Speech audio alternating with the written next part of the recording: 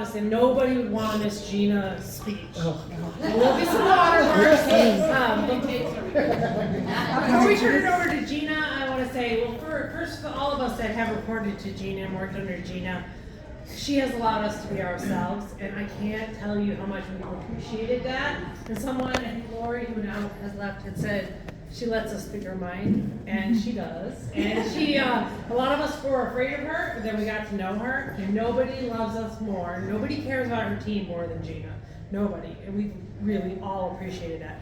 So, to show our appreciation, the entire group has chipped in to give you a luxury spa day at Vita Wellness Spa, I think it is. I can't remember now. I got up here and I can't think. So this is for you, and we're going to turn it over to you so that you can share some words.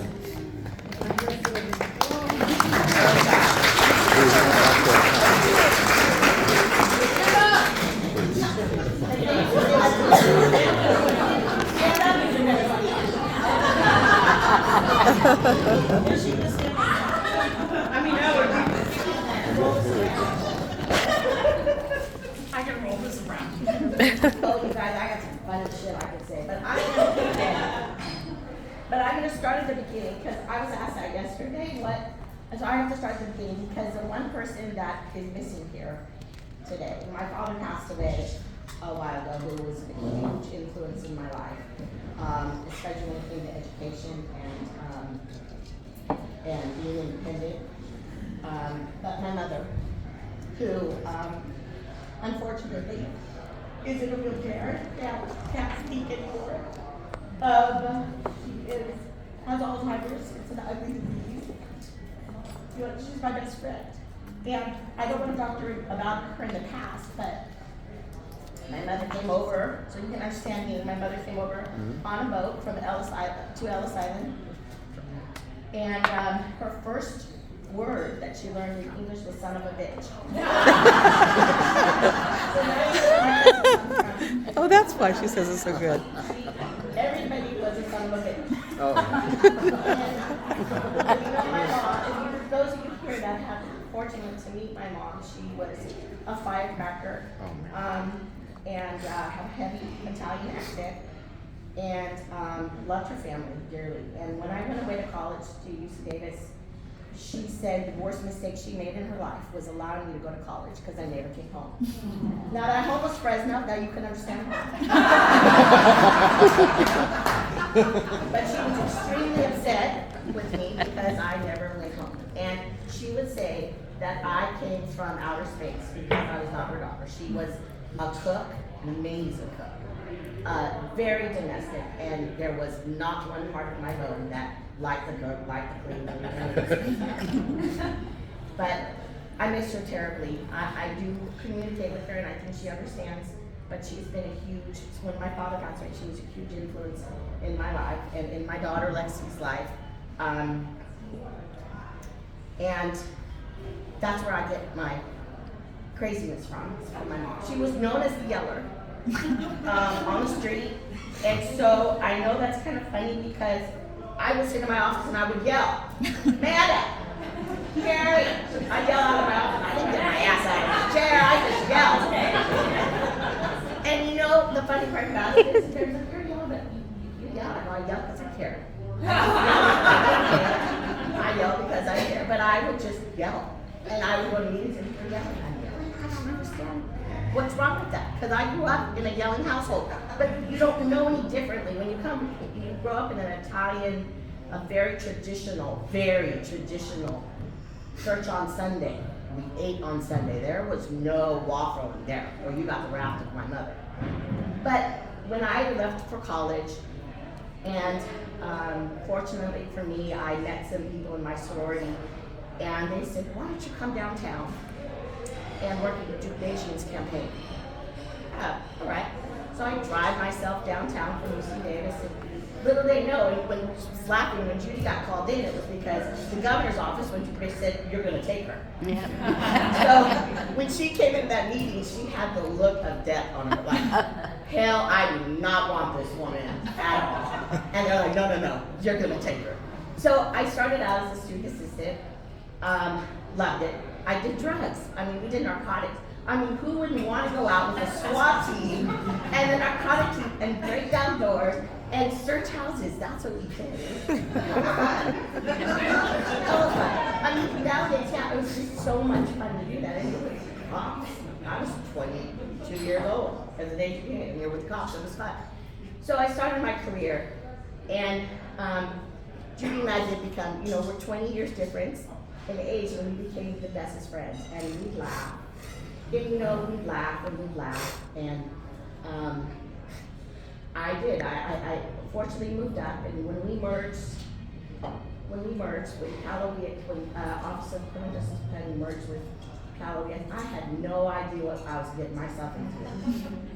And when I accepted the position of assistant director, they said, oh, by the way, you're not only gonna have criminal justice and victim service, you're gonna have homeland security, emergency management, hazard mitigation at the time. And I said, I am. I'm like, okay.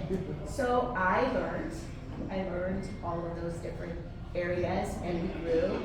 We grew from 70 staff to, what are we at, over 170 now. Staff, under 90. And 45 different fund sources with all different rules, over 100 different programs. And to be honest with you, everybody in this room we've touched, every directorate we've touched in this room. And you all have played an amazing part in my journey. And when I moved over, and they said, you're gonna be working for the California Emergency Management Agency, I'm like, what? Oh, and by the way, you're gonna EDO. I'm like, what the hell's that? here's your satellite phone, here's your pager, and here's your cell phone. Now for 7 days, you're gonna be responding to every emergency 24/7, and I would come home and Leslie would go, oh no, Mom, you don't have that phone. I do, honey. And there were nights where she would be awake with me answering the phone because of some type of emergency. And I think it's because I complained so much, they took me off of it. I knew my job really well, but emergency management, I really did not know that word. I didn't grow up in that world. I had to just learn that world. And then my staff started getting deployed and activated. And I'd say to them, screw up. Will you screw up? They take you on. I told them, screw up. Because when they screw up, they say, I'm sorry, they're not working out, they're coming down. So, and they loved, of course, the grants management team because we have an amazing team. And a lot of them got deployed, activated, and a lot of them have moved on into emergency management because they thought this is their career choice and they really liked it. But I really tried, to convince them, just screw up. But they wouldn't do it. But we, in grants management, my team, as people don't really realize, we are creators. We're developers. And people really don't understand that we could take one sentence out of legislation and build a whole program with that one sentence. That isn't just a paper issue. That's a creator, that's a developer. And to apply metrics to those, to make those programs successful. And as Eric said, we didn't just have our programs. We have departments calling us all the time, hey, we have money, can you take our money and do our program at your, and we've had that multiple times. And we not only had criminal justice, we had the whole department from early warning to, we even got EDD, employment fraud. Yeah. Look at that. So we have gone from a small amount to large, and when I say over 100 programs and 45 different fund sources and manage $1.5 billion a year, that's not because of me. That's because of my amazing team that's here. I need the credit for that. I don't tell Eric, oh, by the way, I did all this. Hell no, I want my team to be recognized as the hard work that they do.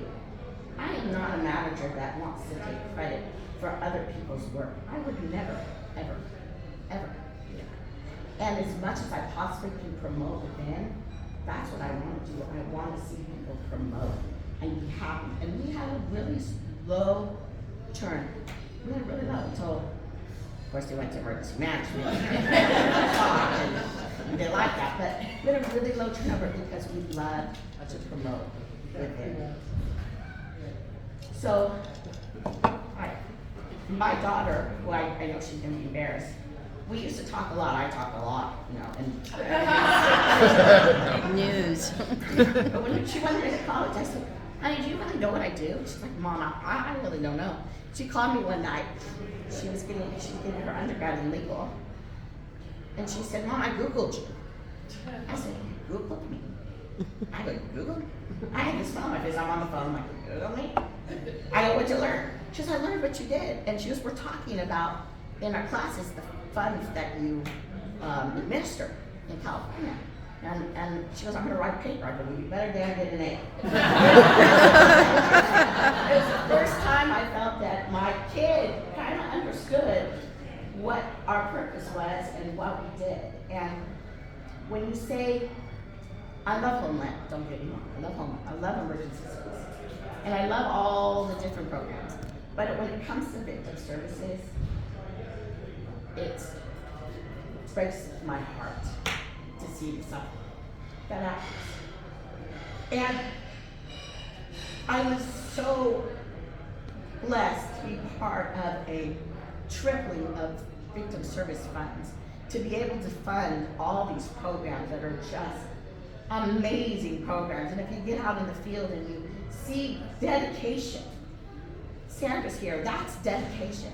She's a woman that I put on a pedestal to say, that is a lifetime of dedication to serving the citizens of California. And you know, I do this in my management, I can go around to each individual person in this room and say how much you've contributed in your career to make Calorie a success. All of you have made Calorie a success. When Nancy came, Mark retired, I said, I was on a cruise, and I said, who the hell is going to take this spot? And then when I got the call, Nancy's thinking, I'm like, son of a bitch, he's coming back. Thank God, I got somebody who knows what the hell. And because I had worked so closely with her, she knows. She knows what's going on. She knows about victim services. She knows about how hard and what we've done to expand victim services. And I've learned so much from her and Tina on the emergency management side, because you guys are just bullets, and your dedication is amazing to me. Lisa and Eric. Enough to do EDO? And Lisa and Eric, your knowledge in budgets and ledge has taught me a lot. It really has. Your ability to absorb the information is amazing to me. Both of you. You're both leaderships. And Eric, his calm demeanor, because I'm a Tasmanian. And his calm demeanor with me has been just wonderful. He is a great human being. And you're right, Eric, we both have shared some family situations that unfortunately are terrible diseases in our lives. And I couldn't ask for better bosses than I have. You guys have been just amazing individuals. And legal, who unfortunately isn't here, what a damn crack team they are. I'm just telling you. And I don't know if you heard today's report, but GM has like the most, we keep them busy. We keep them employed, but they are amazing.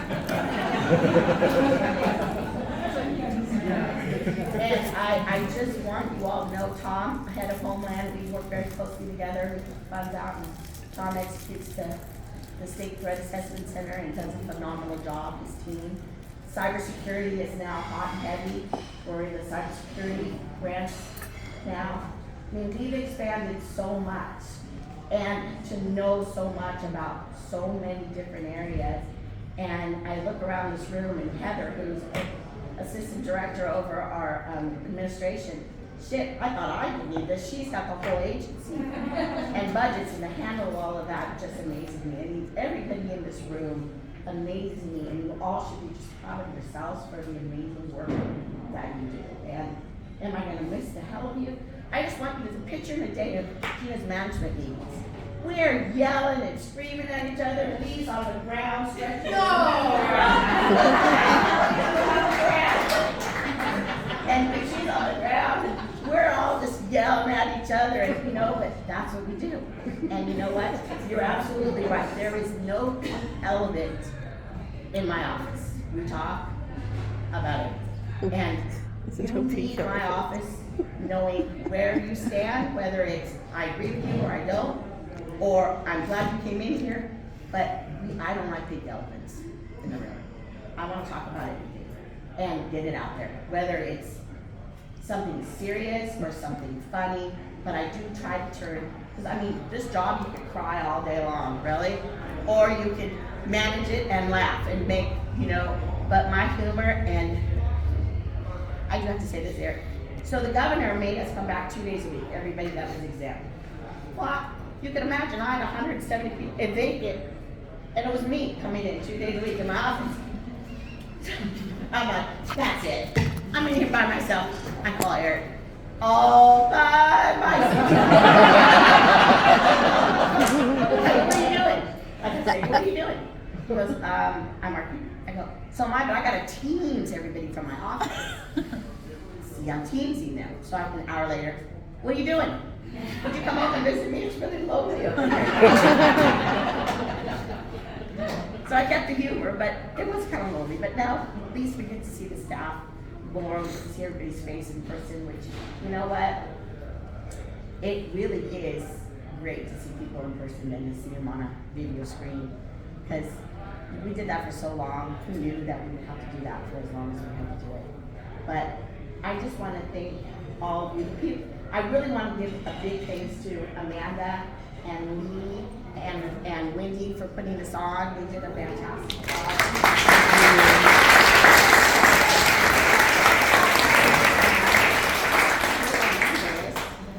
She's way back.